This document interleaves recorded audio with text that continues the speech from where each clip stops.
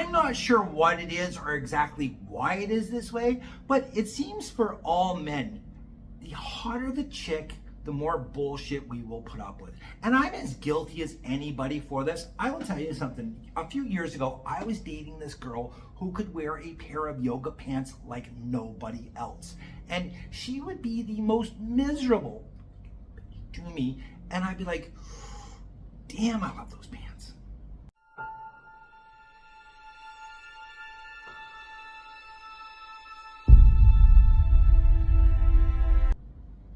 Why, hello there, welcome back to Tales from Thailand. Yes, welcome back to the Mike and Mooksie show.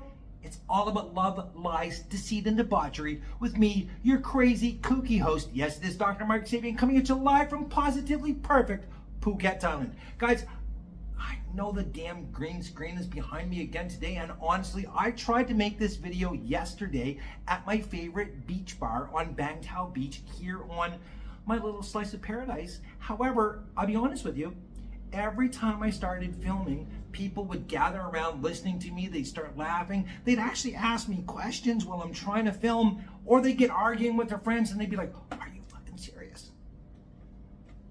So I got the damn green screen. I do apologize. Let's jump right in. I know you guys have been waiting, and I do apologize because, again, I've been traveling the last few days. I wanted to get this video out 2 days ago. Here it is. Mike and Mooksie, part 3. Quick rundown recap. Mike, my buddy, fantastic stand-up guy, falls in love with Mooksie, who he met on Thai Friendly.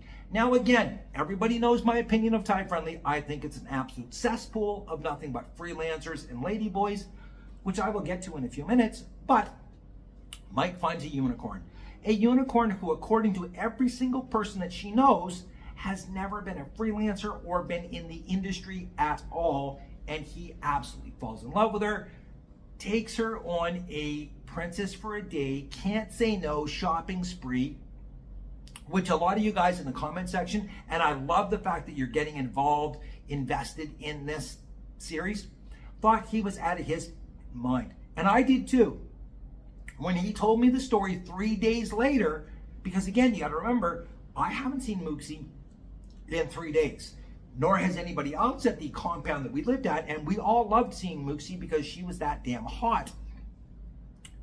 We all thought, wow, are you out of your mind, mate? Anyways, she justified it. She didn't go crazy. She only spent 15,000 baht, and that included a full shopping spree, dinner with her friends, and a trip to the gold store. However, as you guys are well aware, she did ghost him the very next day. Now, the story picks up 3 days after. Mike and I are sitting outside. He's told me the story about taking her shopping, etc., and then fills me in the fact that he hasn't heard from her in 3 days. And again, I thought, okay, you know, it's kind of weird because I haven't seen her in 3 days, and she was there every single day. I will say this much, watching a man that you have a lot of respect for, who is your friend, fall apart in front of you is a very hard thing to do. And if you kind of look up to that person and you think, geez, this guy's got everything together, he's, you know, this kind of guy I would like to be, it's demoralizing. And I watched this man go from being the happiest, most joyful person in the world to just being crushed. 3 days it took before he heard anything from her. And this might be obsessive, it might be excessive, but he had sent her probably 50 or 60 messages online, on Facebook, even called her. He broke the cardinal rule and showed up where she lives, and nobody had seen her. It was kind of like that Kid Rock, Sheryl Crow song where, you know, they kind of smiled and just went about their way. Finally, 7 o'clock at night on day 3, he gets a text message. And it was the craziest thing because I saw this guy go from like just slouched down and he just perked up like this. And you could just see the color came back in his face. And it was almost like, what a transformation. He opened the message so fast, it was crazy. And then he just went, you could see he just dropped. And I thought, Oh, no, no, no, no, no, no, no. Please, please, please, please, please don't let it be that she's with someone, she's left him. Because I'm sitting there, I'm just hoping so much for this guy, because wouldn't it be nice to have a positive, good story, a winning story just for once with one of these tragic Thai love stories? It would be nice, wouldn't it? I think it would be. Keep in mind, he sent her 50 or 60 messages. He even used the L word at one point. And I know what you guys are thinking, oh, he's a loser. Mike is not a loser by any stretch of the imagination. No, the L word he used in one of the messages was that he loved her. And instead of getting back something, I'm sorry, Mike, this, I'm sorry, Mike, that, I had to do this, I had to do that, all he got back from her, 4 words. Got job, talk later. That's it. Not any explanation, nothing. Got job, talk later. Have a beer, kids, because you're going to need one. If you don't have one, go get one. I'll wait. Oh, you're back. Hey, cheers. Got job, talk later. He asks me, what the does that mean? And I'm like, honestly, dude, I don't know. At this point, I knew enough about what happens here, but I didn't know shit, to be honest with you. And he's like, man, I don't know. I don't know what to do. I said, Mike, buddy, I got no advice. So what Mike did was, remember, he met her on Thai Friendly. And at the same time he met her, he had met other girls. But like he said, they were all, short time this, long time that. Give me money for this, give me money for that. He didn't really keep in contact with many of them. He did keep the numbers and line accounts of a couple of them. And he reached out to them and asking them, is this normal? Like, is this what happens here? And these girls, I'm going to tell you something. These girls will destroy each other like you cannot imagine. There's no sisterhood here. Oh no, they will absolutely destroy another girl if they think that they can get what she has. Okay? And what they thought she had was this really nice guy who's extremely good looking, very nice, very kind, who has some money, and they pounced on him. So he's ignoring this one, ignoring that one. But there was one girl named Apple. And he had gone out with Apple a couple of times. They just went for walks on the beach and they talked. And he told Apple point blank, listen, I am not interested in a relationship with you, but I would love to be able to talk to you, go for walks. I'll even, buy you some food and stuff. And he had told Mooksie about her. And Mooksie was like, yeah, it's okay, Mike. I trust you. You know what? You're a really good guy, blah, blah, blah, blah, blah. Apple is telling him that, oh, look, she's got to be with a guy. She's got to be with a guy, blah, blah. And Apple just went on and destroyed her and made Mike feel so bad, all the while essentially saying, like, come to me, come be with me. Let's go for a walk. And Mike is like, I'm too drunk to go anywhere. Anyways, these girls will destroy each other. It's beyond belief, okay? So poor Mike, all he knows is that she's got a job and they'll talk later. Now, to him, later meant the next day, and I watched this poor guy sit out by the pool, drinking beer after beer after beer, and he's not a big drinker. He turned into one, but it was sad watching him pick up the phone and look, check the phone, make sure, he was checking. He even asked me at one point to send him a message to make sure that his line was working. That's how desperate he was for her to send him anything. Nothing. Absolutely nothing.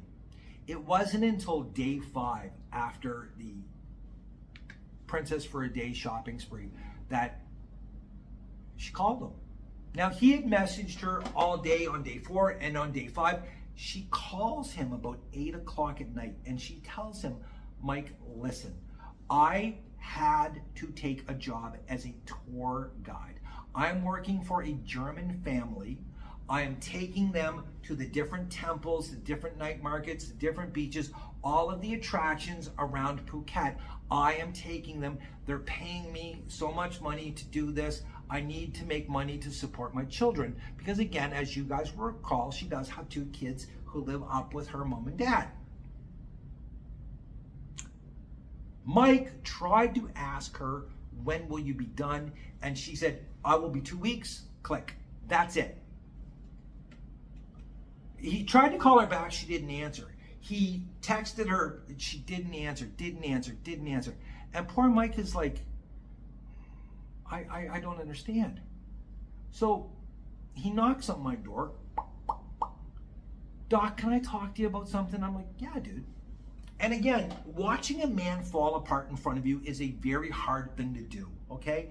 And poor Mike was just, he's crumbling, guys. He's absolutely crumbling. And you can see his mind working, and it's like the hamster in the wheel. You can actually see him processing everything. And he's sitting there and he finally says to me, he goes, you know, what I don't understand, I've asked her a bunch of different times to go to these different temples. Here on Phuket, we have some pretty famous temples. Chalong Temple, etc. Like, we've got some really beautiful temples, waterfalls, you name it. And he was like, what I don't understand, dude, is how is she a tour guide when she doesn't have a car to take them around? She doesn't have a license, doesn't have a bike. And not only that, like he said, I've asked her to go to these temples and she doesn't know where they are. She doesn't know anything about them. And one thing he wanted to do was take her to Banana Beach. Now, Banana Beach is one of the most beautiful spots on the entire island, but it's like a secret hidden beach that only the locals know about. And unless you're lucky enough to know a local that will take you there, it's pretty damn hard to find it. She had no idea where it was. Now, I fully understand why he would want to take her there because, again, she looks, woo, in a bikini. It's nuts. But she had no idea where it was. She doesn't know where the temples are. Quite honestly, she doesn't know shit about Phuket. She's only been here for a couple of years, and now she's a tour guide? Really? Do you believe she's a tour guide? Honestly? I wanted to believe. I really did. I wanted to believe that she was a tour guide. I wanted to believe that she was, you know, I didn't want to be like everybody in the comment section. And again, I love the fact that you guys are invested and involved in this, guessing, because nobody thought that she had a job. Everyone thought that, you know, oh, sick water buffalo, you know, her Farang boyfriend's in town, one of her sponsors, everybody thought the worst of Mooksie. And can you blame them? At the end of the day, honestly, I mean, everybody knows how these stories go. They really do. Sadly enough, they know how they go. And I promise you this much, part 4 is coming this weekend. And you're going to hate Mooksie. You are going to hate her. Completely hate her. At the same time, you're going to be really disappointed in Mike, sadly enough. Until then, stay tuned. Part 4 is coming soon. This weekend, I promise, guys. Cheers.